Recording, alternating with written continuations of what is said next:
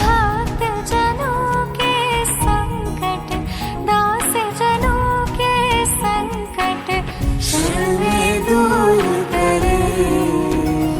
ओम जय जगदीश हरे। जो ध्यावे फल पावे, दुख बिन से मन का। स्वामी दुख बिन से मन का। सुख संपत्ति घर आवे, सुख संपत्ति घर आवे। कष्ट मिटे तन का। ओम जय जगदीश हरे। मात पिता तुम मेरी, शरण गहूँ मैं किसकी।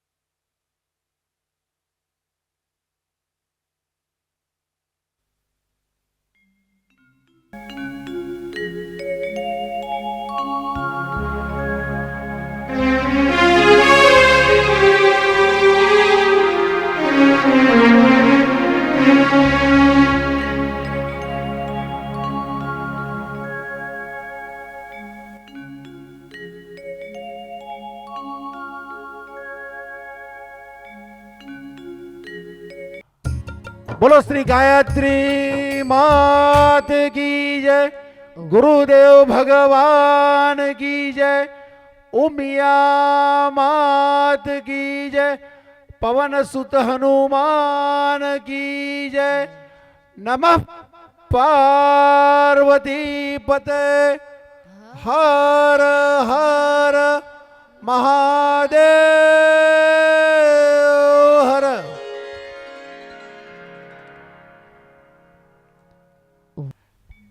બીજા દિવસના આપણા પછી આજના પોથીના યજમાન, પોથી પૂજાના યજમાન પટેલ વિમળાબેન રમેશભાઈ, પટેલ વિમળાબેન રમેશભાઈ એમના પરિવાર સાથે ઝડપથી જાય. આજના પ્રસાદીના યજમાન પટેલ સુશીલાબેન જગદીશભાઈ, આજના પ્રસાદીના યજમાન પટેલ સુશીલાબેન જગદીશભાઈ અને ધરતી ગ્રુપ વિમલભાઈ, સોરી વિપુલભાઈ, આ બંને પરિવારને વિનંતી કરું કે ઝડપથી જાય અને પોથીનું પૂજન અને સન્માન કરે. પ્રજ્ઞા પુરાણ પરમ પવિત્ર વ્યાસ મુનેર્યાત સહજ વિરચિત જ્ઞાન શવર્ધ્ય પ્રતિપત્તિ વર્ધ્ય પ્રજ્ઞા પુરાણ પરમસ્તુ તેજ प्रज्ञा पुराण बलमस्तु तेज. बोलिए प्रज्ञा पुराण की जय. युग ऋषि युग व्यास की जय. હાલો હાલો ઊંઝા તાલુકાના પરિજન ઉનાવા કામલી અને મકતુપુર એ જે પરિજન છે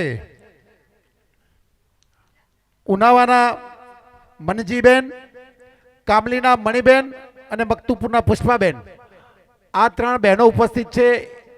એમને વિનંતી કરું કે ઝડપથી સ્ટેજ ઉપર જાય અને પોથીનું સ્વાગત અને સન્માન કરે.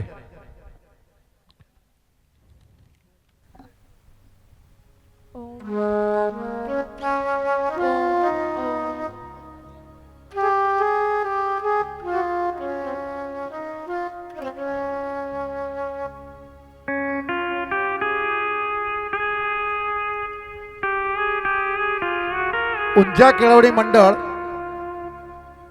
એમઆરએસ હાઈસ્કૂલના જે હોદ્દેદારો હોય, રાજુભાઈ, પ્રહલાદભાઈ, મોરારજી, કે જે હોદ્દેદારો હોય, ઊંઝા કેળવણી મંડળ એમઆરએસ હાઈસ્કૂલના જે હોદ્દેદારોને વિનંતી કરું કે સ્ટેજ ઉપર જાય અને પોથીનું સ્વાગત અને સન્માનભાઈ અંબાજીથી ઉપસ્થિત સવિતાનાબેન અને રમણભાઈને વિનંતી કરું કે સ્ટેજ ઉપર જાય, પોથીનું સ્વાગત અને સન્માન કરે.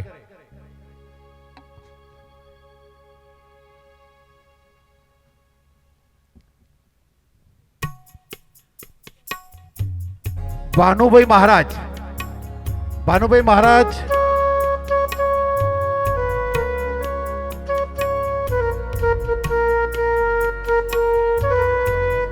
રૂસાટ પરિવારના પ્રમુખ ઉપસ્થિત છે. અમૃતભાઈ ને એમની ટીમ, રૂસાટ પરિવારની ટીમ ઉપસ્થિત છે. તો સીતારામભાઈ, રાજુભાઈ ને જે ટીમ ઉપસ્થિત છે, સીતારામભાઈ, રાજુભાઈ અને વિનુભાઈ, એમને વિનંતી કરું કે ઝડપથી સ્ટેજ ઉપર જાય અને સ્વાગત અને સન્માન કરે. જયેશભાઈ, નાથાભાઈ પટેલ, જયેશભાઈને વિનંતી કરું કે સ્ટેજ ઉપર જાય, પોથીનું સ્વાગત અને સન્માન કરે. આગામી 14/12 થી 17/12 દરમિયાન 108 કુંડી યજ્ઞનું જે આયોજન કર્યું છે, એના ભોજનદાતા પટેલ સુભદ્રાબેન, બાબુભાઈ પટેલ, સુભદ્રાબેન, બાબુભાઈ લાડોલવાળા, બાબુલાલને વિનંતી કરું કે સ્ટેજ ઉપર જાય અને સ્વાગત, પોથીનું સ્વાગત અને સન્માન કરે. ધરતી ગ્રુપના જે મિત્રો ઉપસ્થિત હોય એમને વિનંતી કરું કે સ્ટેજ ઉપર જઈને પોથીનું સ્વાગત અને સન્માન કરે.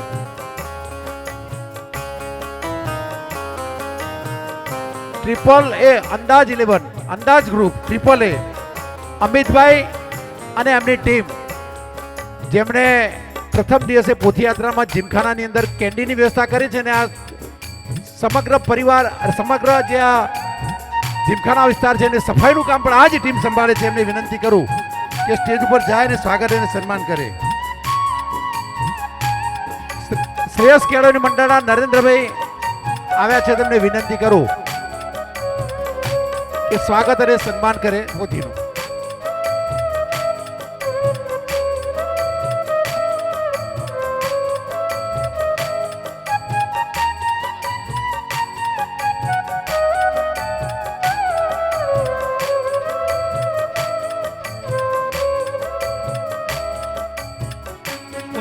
પાંજરાપુરના પ્રમુખ શ્રી, મંત્રી શ્રી અને હોદ્દેદારોને વિનંતી કે તેઓ સ્ટેજ ઉપર આવે ને પોથીશ્રીનું સ્વાગત અને સન્માન કરે.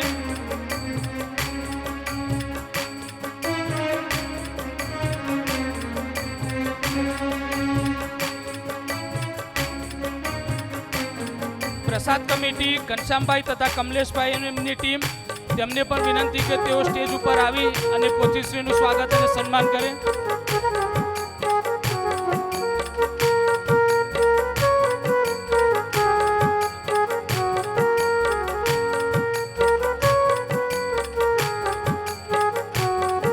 કન્યા કેળવણી મંડળના હોદ્દેદાર શ્રીઓ વસંત કાકા અને એમની ટીમને વિનંતી કે તેઓ સ્ટેજ ઉપર આવે અને પોથીશ્રીનું સ્વાગત અને સન્માન કરે.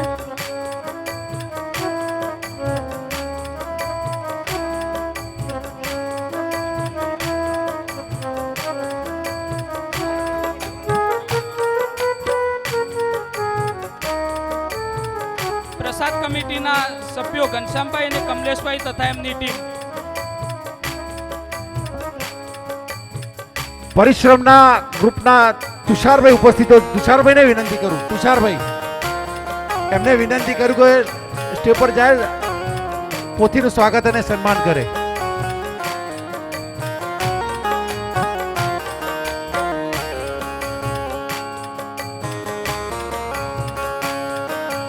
કન્યા કેળવણી મંડળના હોદ્દેદાર રમેશભાઈ, વસંતભાઈ અને ગોવિંદભાઈ ઉપસ્થિત છે. તેમને વિનંતી કરું કે સ્ટેજ ઉપર જાય અને પોથીનું સ્વાગત અને સન્માન કરે.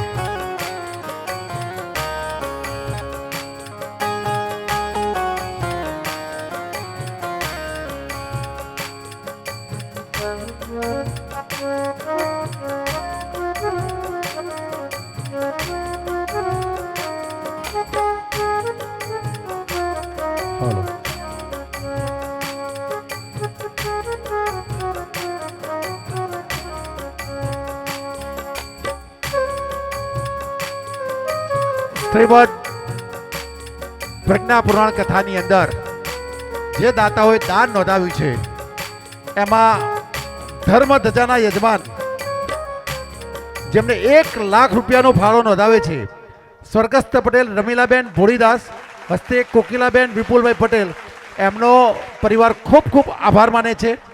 મુખ્ય પોથી પૂજનના દાતા સ્વર્ગસ્થ પટેલ રેવાબેન ભોળીદાસ, હસ્તે કોકિલાબેન વિપુલભાઈ, એમને 81,000 રૂપિયા પોથી પૂજનમાં લખાવ્યા છે. ખૂબ ખૂબ આભાર. પોથી યાત્રાના દાતા શ્રી પટેલ કોકિલાબેન વિપુલભાઈ મોહનલાલ, જેમને 1,21,000 રૂપિયાનો ફાળો લખાવ્યો છે. એ પરિવારનો ખૂબ ખૂબ આભાર. જ્યારે પોથી યાત્રાનું ગઈકાલે જે આયોજન થયું અને આશરે 2500થી પણ વધારે જે સંખ્યાનું એમને જે ભોજન આપ્યું, એમાં વિપુલભાઈ મોહનલાલ પટેલ એમને લગભગ 2.5 લાખ રૂપિયાથી પણ વધારો ખર્ચો થયો છે. આ તમામ જે 4 મુખ્ય આઈટમ છે ને એક જ પરિવાર દાતા છે. એ દાતાનો ગાયત્રી પરિવાર ખૂબ ખૂબ આભાર માને છે અને વંદન કરે છે.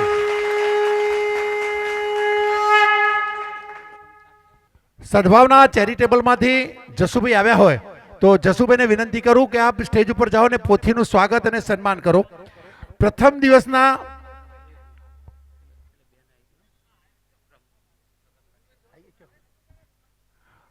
ઊંઝા નગરપાલિકાના પ્રમુખ જીજ્ઞાબેન, ઊંઝા નગરપાલિકાના પ્રમુખ જીજ્ઞાબેન આવ્યા છે તો જીજ્ઞાબેનને વિનંતી કરું કે સ્ટેજ ઉપર જાય અને પોથીનું સ્વાગત અને સન્માન કરે. જીજ્ઞાબેન.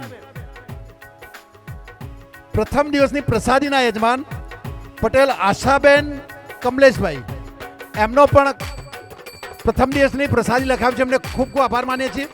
બીજા દિવસના પોથી પૂજનના દાતા પટેલ વિમળાબેન રમેશભાઈ, જય અંબે સોસાયટી, એમને 51,000 રૂપિયાનું દાન નોંધાવ્યું છે. એમનો પણ પરિવાર ખૂબ ખૂબ આભાર માને છે. ઊંઝા નગરપાલિકાના પૂર્વ પ્રમુખ રિંકુબેન, ઊંઝા નગરપાલિકાના પૂર્વ પ્રમુખ રિંકુબેન ઉપસ્થિત છે તો રિંકુબેનને વિનંતી કરું. રિંકુબેનને વિનંતી કરું ઝડપથી સ્ટેજ ઉપર જઈ પોથીનું સ્વાગત અને સન્માન કરે. સાંઈ બાબા જે મંદિર આપણે વૈજનાથ રોડ ઉપર છે એ સાંઈ બાબાના દાતા આદ્ય સ્થાપક મુકુંદભાઈ ઉપસ્થિત છે તો મુકુંદભાઈને વિનંતી કરું કે પોથીનું સ્વાગત અને સન્માન કરે. નગરપાલિકાના ઉપપ્રમુખ પ્રિયંકાબેન હાજર હોય, પ્રિયંકાબેનને વિનંતી કરું ઝડપથી સ્ટેજ ઉપર જાય અને પોથીનું સ્વાગત અને સન્માન કરે. મુકુંદભાઈને વિનંતી કરું, સાંઈ બાબા ચેરિટેબલ ટ્રસ્ટના જો આદ્ય સ્થાપક છે અને સાંઈ બાબા મંદિર આખું એમણે ઊભું કર્યું છે, આ મુકુંદભાઈનું વિનંતી કરું કે પોથીનું સ્વાગત અને સન્માન કરે. બીજા દિવસના આજના પોથી પૂજનના દાતા પટેલ વિમળાબેન રમેશભાઈ જયંબે, એમના 51,000 રૂપિયા દાન મળ્યું છે, એમનો ખૂબ ખૂબ આભાર માનીએ છીએ. બીજા દિવસના પ્રસાદીના યજમાન પટેલ સુશીલાબેન જગદીશભાઈ ચેપી અને ધરતી ગ્રુપનો પણ દાન મળ્યું છે, એમને ખૂબ ખૂબ આભાર માનીએ છીએ. ત્રીજા દિવસના પોથી પૂજનના દાતા સિંધી સુનિલભાઈ અમરદાસ, એમનું 51,000 રૂપિયાનું દાન મળ્યું છે, એમનો પણ સંસ્થા ખૂબ ખૂબ આભાર માને છે. ત્રીજા દિવસની પ્રસાદીના યજમાન પટેલ રીટાબેન જિગ્નેશ કુમાર, એમનું દાન મળ્યું છે, એમને ખૂબ ખૂબ આભાર. ચોથા દિવસની પોથી પૂજનના દાતા 51,000 રૂપિયા સ્વર્ગસ્થ પટેલ શાંતાબેન કાંતિવાલ, હસ્તે હસમુખભાઈ, એમનો ખૂબ ખૂબ આભાર માનીએ છીએ. અને પ્રસાદીના યજમાન, ચોથા દિવસના પ્રસાદીના યજમાન પટેલ રન્નાબેન સંદીપભાઈ કેપ્ટન, એમનો પણ આભાર માનીએ છીએ. અને આજે જે જનરલ દાન નોંધાવ્યું છે એમાં 51,000 રૂપિયા, 51,000 શ્રી બબીબેન ભાનુભાઈ જોશી, 51,000 શ્રી બબીબેન ભાનુભાઈ જોશી મહારાજ હસ્તે રીતેશભાઈ, એમને 51,000 દાન નોંધાવ્યું છે. એમનો ખૂબ ખૂબ આભાર માનીએ છીએ. 50,000 રૂપિયા શ્રી રામ ભરોસે ગાયત્રી પરિવારના સભ્ય છે. 51,000 શ્રી રામ ભરોસે લખાય ગાયત્રી પરિવારના પરિજન સભ્ય છે, એમને નોંધાવ્યું છે. એમનો ખૂબ ખૂબ આભાર માનીએ છીએ. 31,000 રૂપિયા જાગૃતિબેન દીપકભાઈ ત્રિવેદી, જે આપણા પરિજન છે, સભ્યશ્રી છે, એમને 31,000નું દાન નોંધાવ્યું છે. ખૂબ ખૂબ આભાર. 31,000 રૂપિયા મેનેજિંગ ટ્રસ્ટી શ્રી મણિબેન દયાલજી પટેલ, ત્રિપદા ગાયત્રી પરિવાર ટ્રસ્ટના તેઓ અધ્યક્ષ છે. દયાલજીભાઈના પરિવાર 31,000 દાન નોંધાવ્યું છે. ખૂબ ખૂબ આભાર.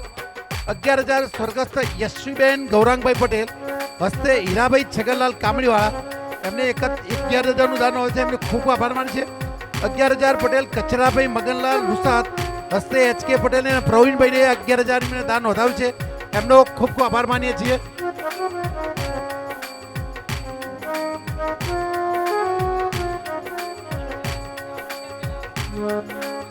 આજે જે આ દાન નોંધાવ્યું છે એ દાતાઓનો પરિવાર ખૂબ ખૂબ આભાર માને છે.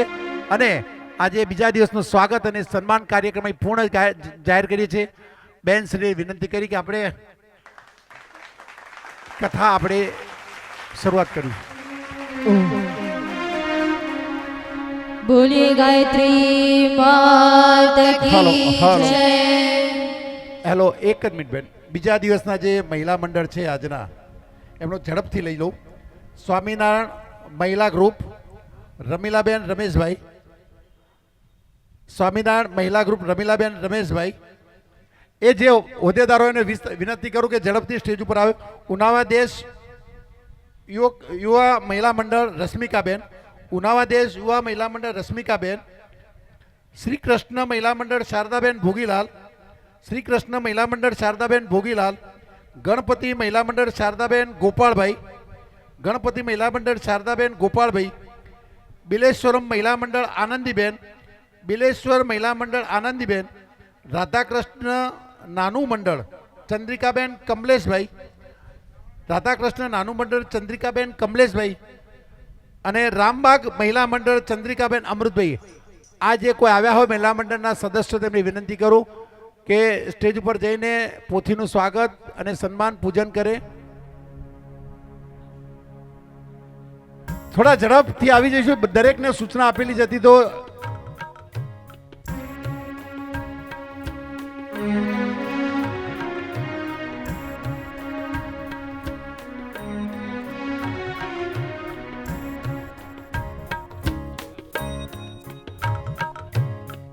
કથા મંડપના જે ભાઈઓના વિભાગની અંદર જે ભાઈઓ બેઠા છે, એમને નમ્ર વિનંતી કરું કે પાછળ બેસે છે ને વચ્ચે જગ્યા ખાલી રહે છે. તો કદાચ પાછળથી કોઈ બહેનોએ બેસવું હોય ને તો એમને થોડો સંકોચ થાય છે. તો ભાઈઓને વિનંતી કરું કે આગળથી શરૂઆત કરીને પાછળ ખાલી રાખે, જેથી બહેનોને બેસવું હોય તો બેસી શકાય. તો દરેક ભાઈઓને નમ્ર હાથ જોડીને નમ્ર વિનંતી કરીએ છીએ કે આગળથી શરૂઆત કરીને ખુરશી ખાલી ના રાખતો, બેસવાની શરૂઆત કરે. બોલીએ ગાયત્રી માત કી જય. પરમ પૂજ્ય ગુરુ દેવ કી જય. પરમ વંદનીય માતાજી કી જય. દાદા ગુરુદેવ કી જય. ગજાનંદ ગણપતિ મહારાજ કી જય. ઉમિયા માત કી જય. ઓમ નમઃ પાર્વતી પતે હર હર મહાદેવ હર.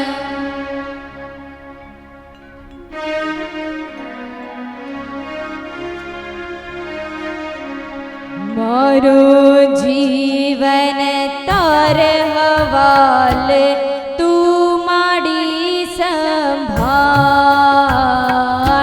મારું જીવન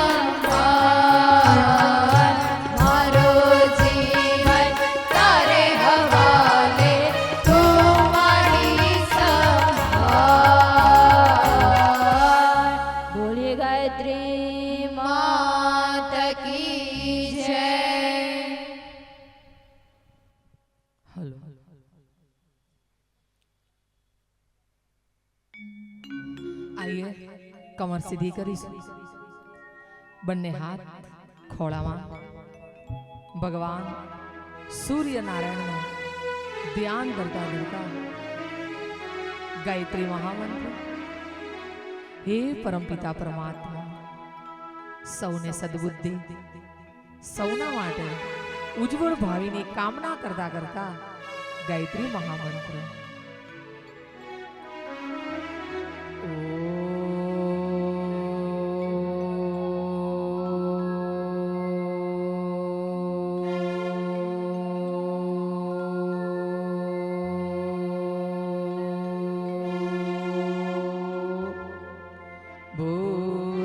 भूर्भुवस्व तत्सवितुर्वरेण्यं भर्गो देवस्य धीमहि धियो यो नः प्रचोदयात्.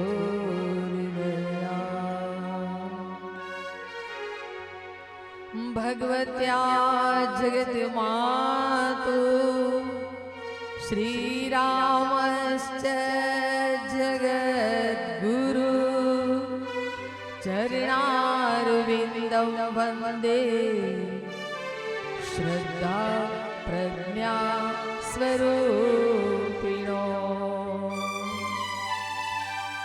या देवी सर्वभूतेषु मातृरूपेण संस्थिता शक्तिरूपेण संस्थिता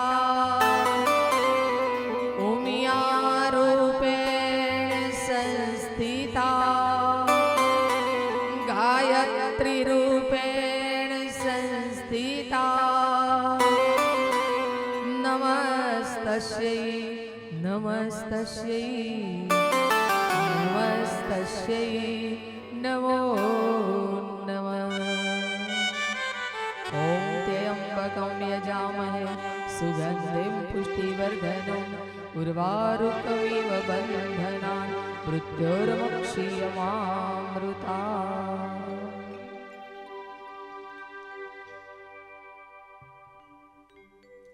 आइए परम पूज्य गुरुदेव, परम वंदनीय माताजी, वेदोनी मां, देवोनी मां અને સમગ્ર વિશ્વની માતા એવા માં ગાયત્રીના સૂક્ષ્મ સાનિધ્યમાં અને માં ઉમિયા કાલે જ વાત કરી કે જેના સંરક્ષણમાં બેઠા છીએ. સમગ્ર પાટીદાર સમાજનું જો કેન્દ્ર સ્થાન હોય ને તે ઊંઝા ગામ છે. અને ખરેખર તમે નસીબદાર છો કે આવા ઊંઝા ધામમાં ઉમાપુરમાં આ પ્રભો છો. તો એવા માં ઉમિયાના સાનિધ્યમાં આજે કથાનો બીજો દિવસ.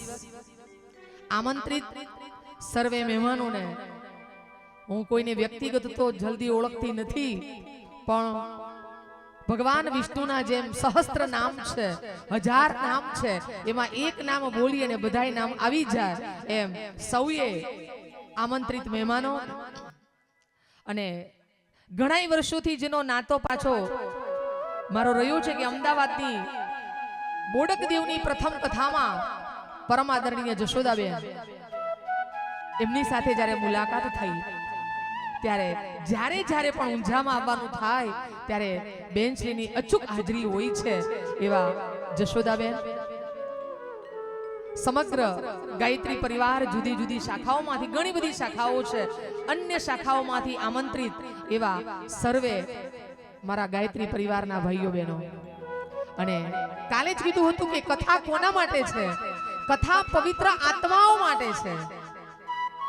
કથા સાંભળીને બ્રહ્મચારી નથી બનવાનું, પણ કથા સાંભળ્યા પછી આપણે સદાચારી બનવું છે. અને એવી પાવન કથા ગઈકાલની કથા લોક કલ્યાણ જિજ્ઞાસા પ્રકરણ,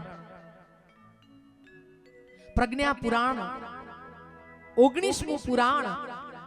18 પુરાણો હતા તો 19મા પુરાણની પરમ પૂજ્ય ગુરુદેવની આવશ્યકતા શાના માટે પડી?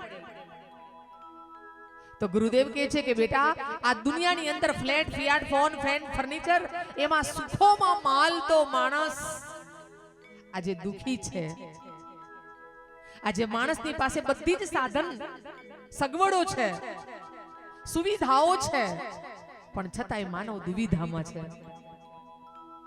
અને બસ એ જ દુવિધામાંથી બહાર કાઢવા માટે આ કળિયુગનું જે સમાધાન છે, જે સમય જેવો આવે એ સમય પ્રમાણે યુગની ડિમાન્ડ હોય એ પ્રમાણે અવતારો ધારણ થયા છે.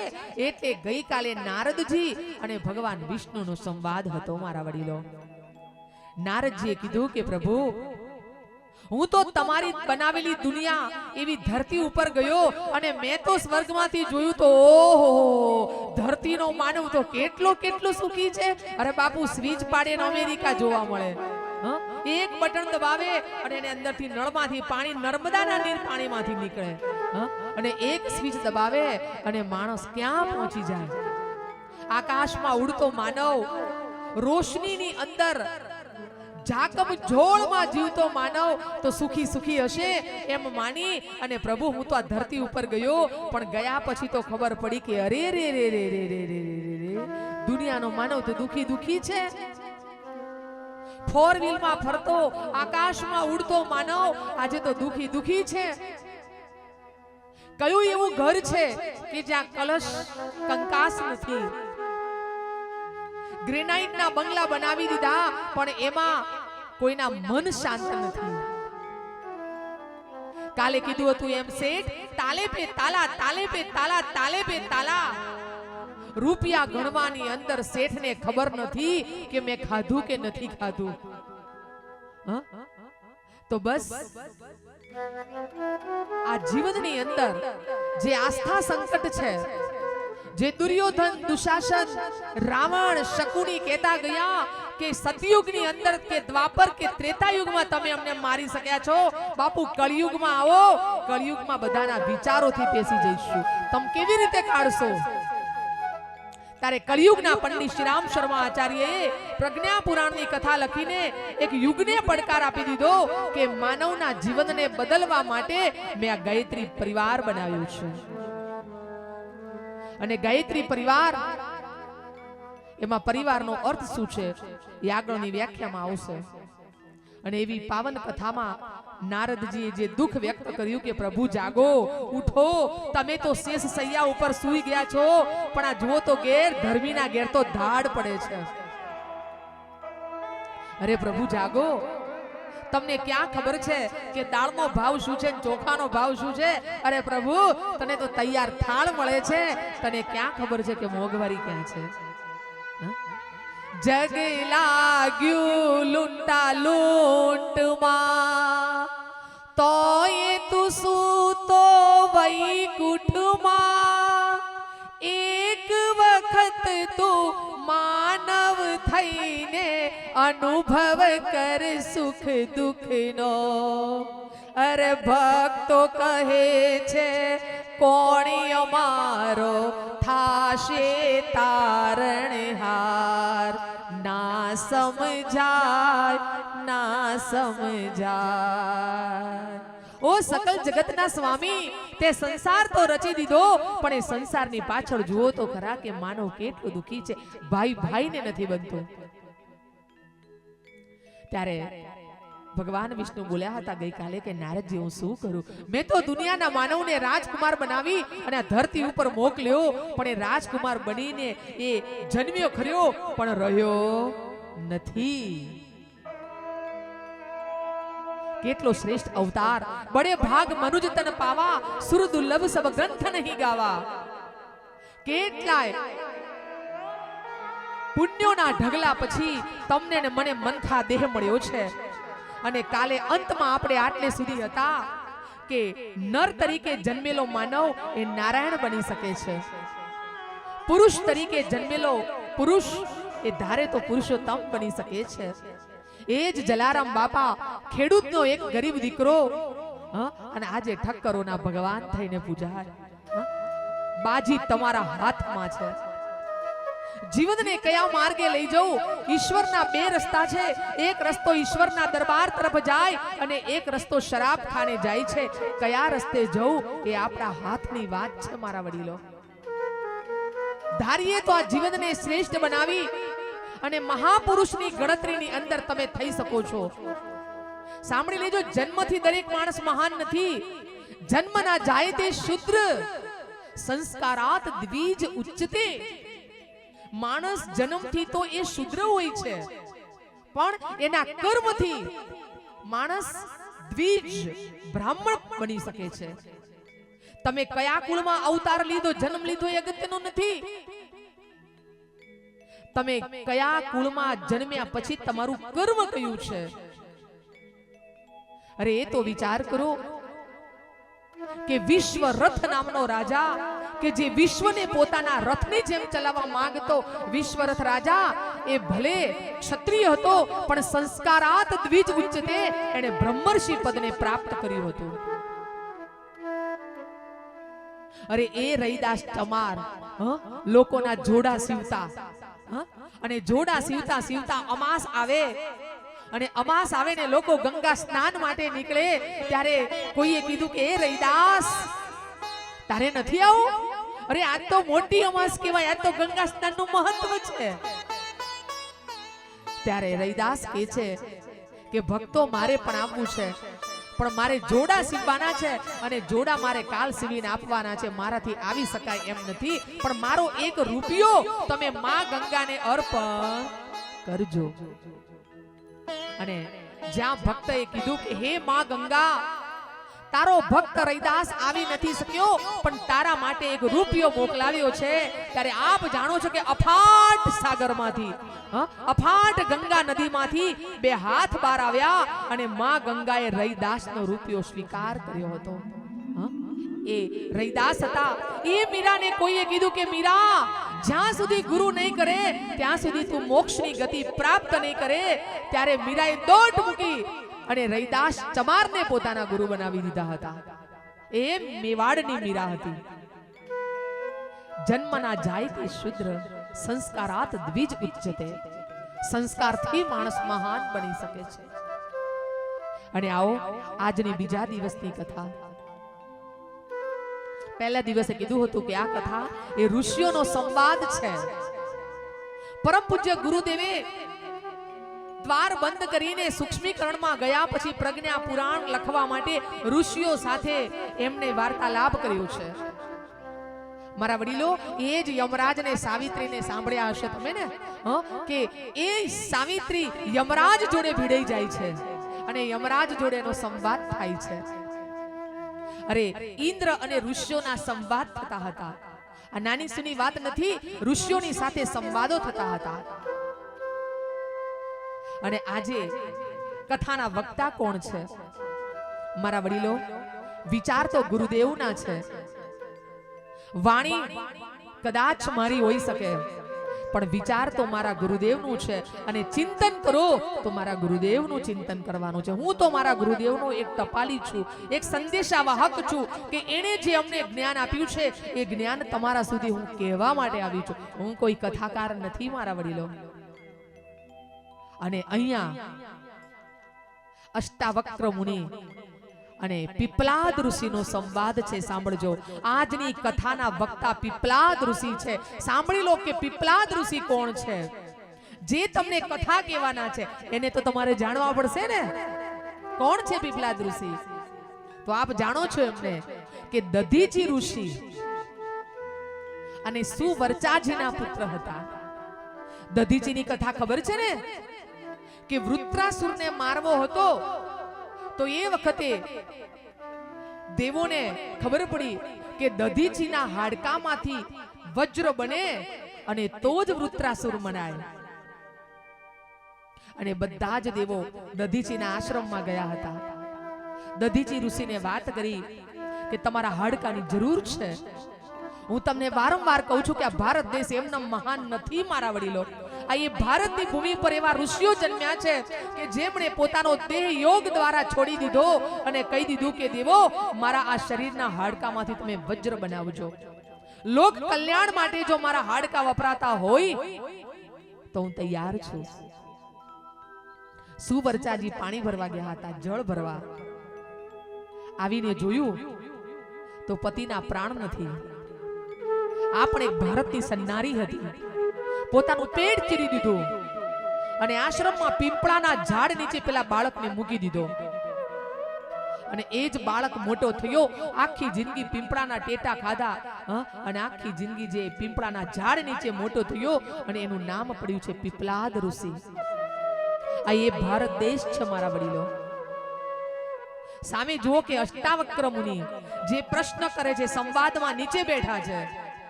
અષ્ટાવક્ર મુનિ કોણ હતા મારા વડીલો? કહોડ ઋષિ અને સુજાતા માતાના પુત્ર હતા. કહોડ ઋષિ આશ્રમમાં વિદ્યાર્થીઓને ભણાવી રહ્યા છે. બાજુમાં માપ સુજાતા બેઠા છે.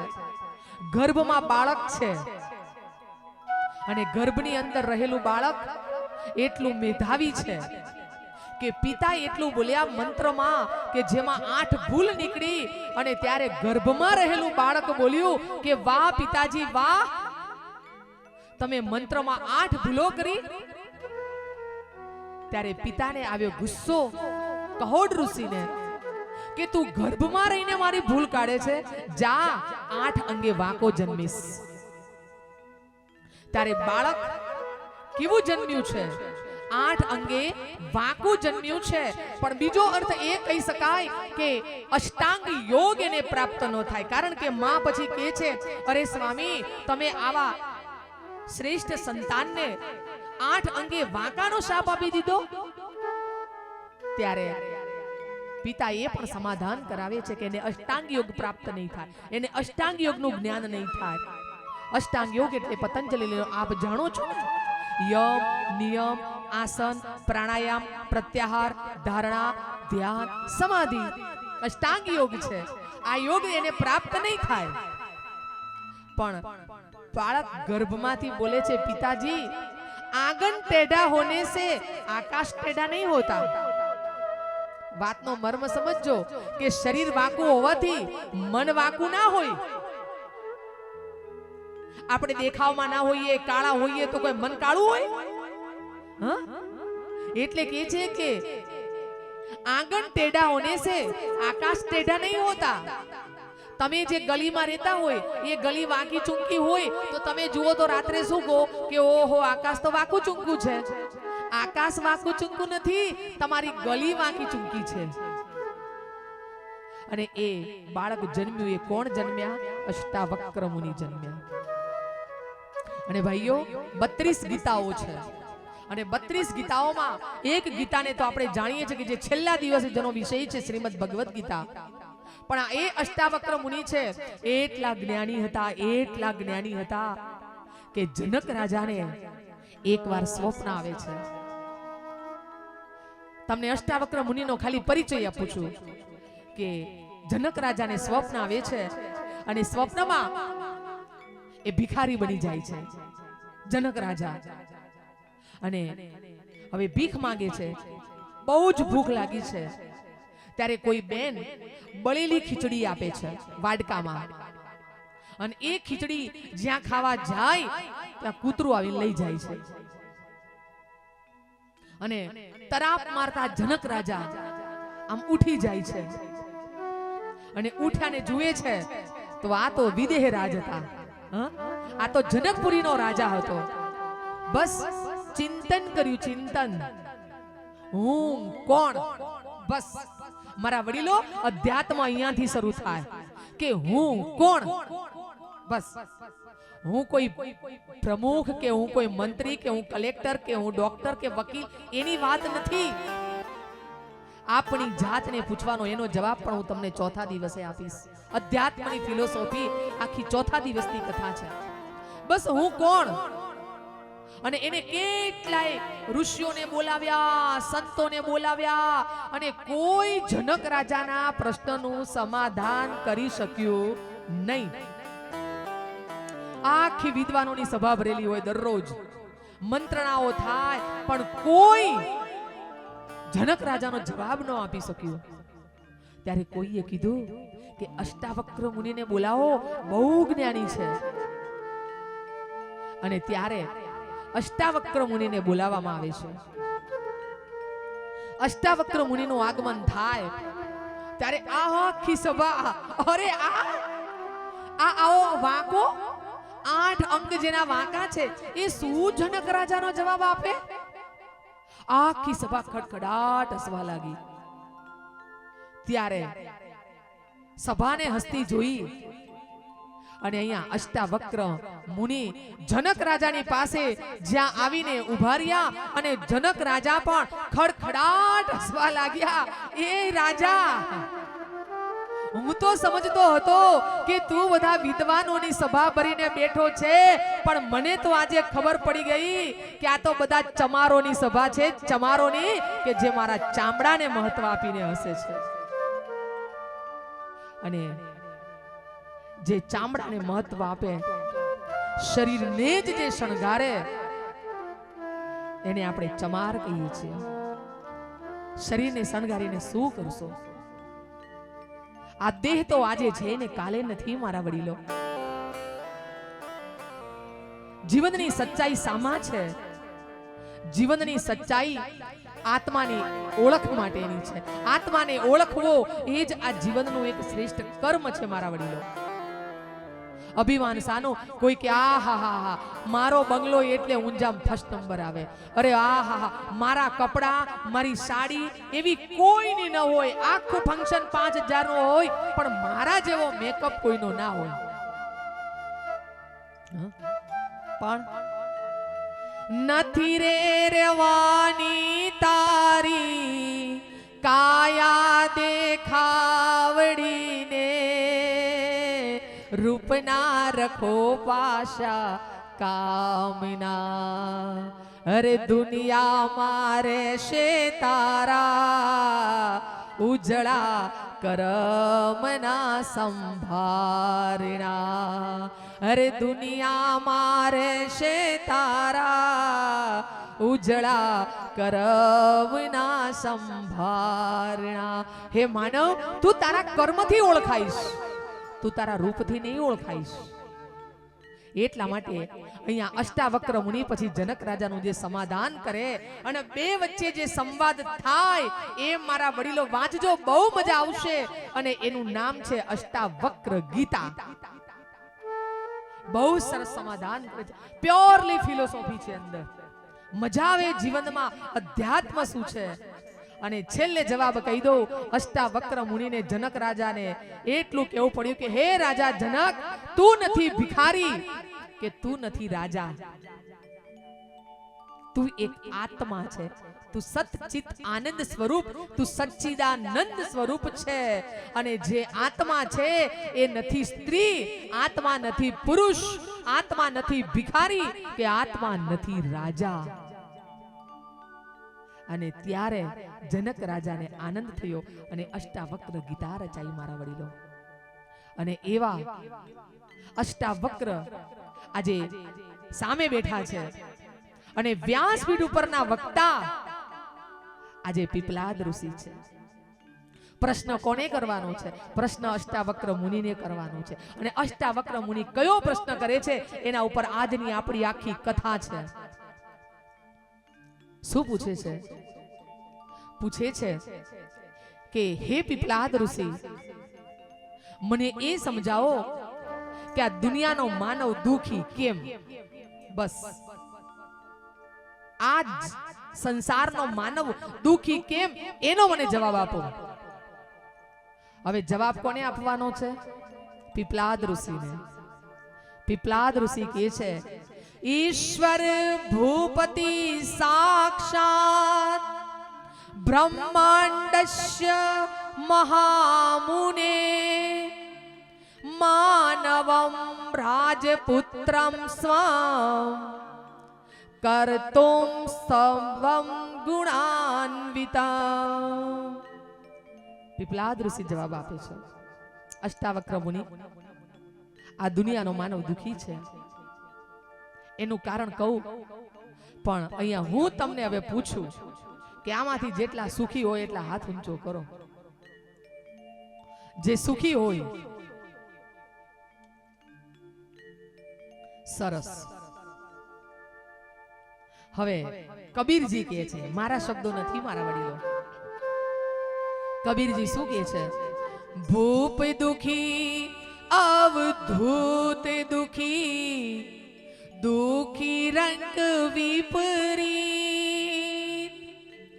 કબીર કહે ये सब दुखी, सुखी एक मन जीत कबीरा, सुखी एक मन जीत.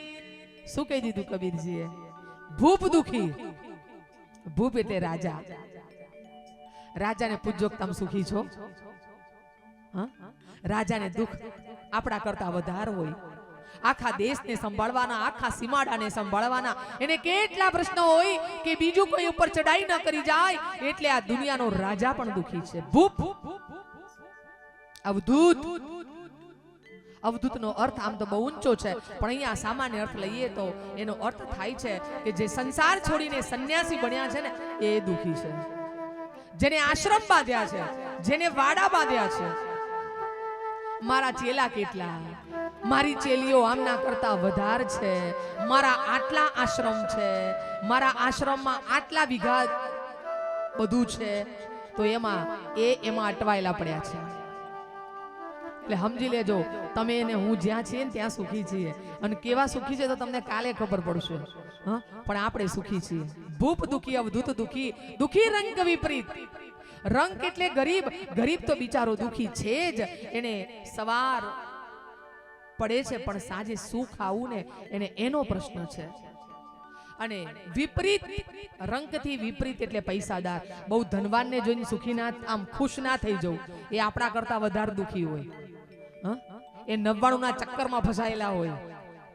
રૂપિયા તાલે પે તાલા, તાલે પે તાલા, તાલે પે તાલા વાળા રૂપિયા ગણવાના. અને એમાં બહુ રૂપિયા વાળા હોય ને તો એ પૂછો કે આવડો મોટો બંગલો, કે 2.5 કરોડની લોન ચાલે છે SBI માં. એટલે એ દુખી છે. એટલે કબીર કહે છે કે આ સંસારનો એક એક માનવ દુખી છે. સુખી એક જ છે કે જેણે પોતાના મનને જીત્યું છે, જેને મનનો સંતોષ છે, જેને પોતાના મનને જીત્યું છે ને એ જ આ સંસારમાં સુખી માણસ છે. બોલો બેનો, આપણા તો દુઃખ ગણાવું. હવે આપણે કેટલા દુઃખ છે, લ્યો ભાઈઓને કહીએ આપણે. આપણે તો સાસુનું દુઃખ હોય, મોટા મોટું. સસરાનું કોકને દુઃખ, સસરાના દુઃખ તો બહુ જ હોતા જ નથી એમ કહું તો એ ચાલે. ભાઈ, સસરાનું કદી દુઃખ જ ન હોય. એટલે તમને બાકાત કરું છું, પણ કાલ આવજો તમે ક્યાં છો એ.